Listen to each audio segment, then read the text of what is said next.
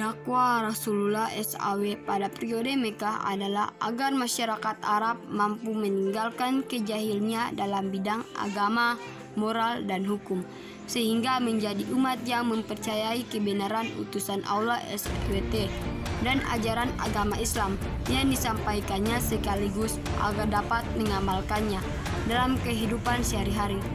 Agar dapat tercapainya tujuan-tujuan tersebut, maka dalam berdakwah Rasulullah SAW mempunyai strategi dakwah yang beliau lakukan, yaitu dakwah secara sembunyi-sembunyi dan dakwah secara terang-terangan.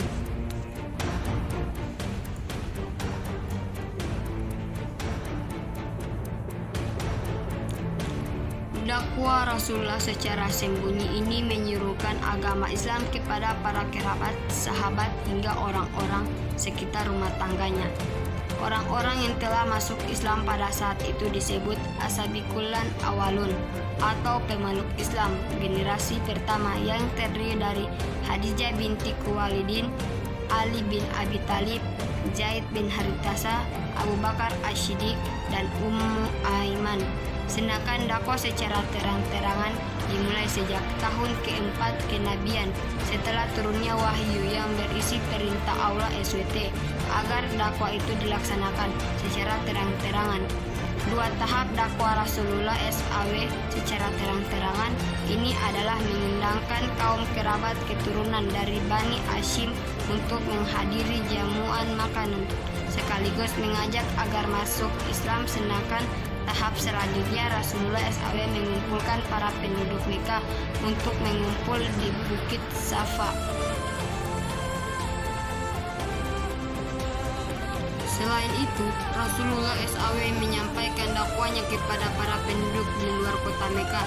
Di antaranya orang-orang yang masuk Islam di luar Mekah antara lain Abu Dzar Al-Ghifari dan Tufail bin Amr Ad-Dawsi.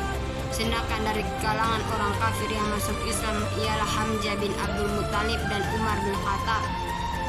Dalam perjalanan dakwahnya, Rasulullah tidak hanya menemukan orang-orang yang mempercayai sekaligus masuk Islam, melainkan ada beberapa orang yang menolak dan menentang dengan hadirnya ajaran Islam ini, salah satunya kaum Quraisy.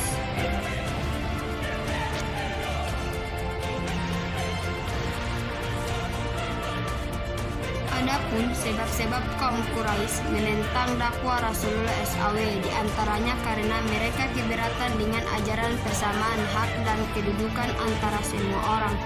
Mereka menolak adanya kehidupan setelah kematian. Mereka berat meninggalkan agama dan tradisi hidup masyarakat, warisan leluhur mereka. Dan mereka menentang keras dan berusaha menghentikan dakwah Rasulullah SAW sebab Islam melarang menyembah berhala.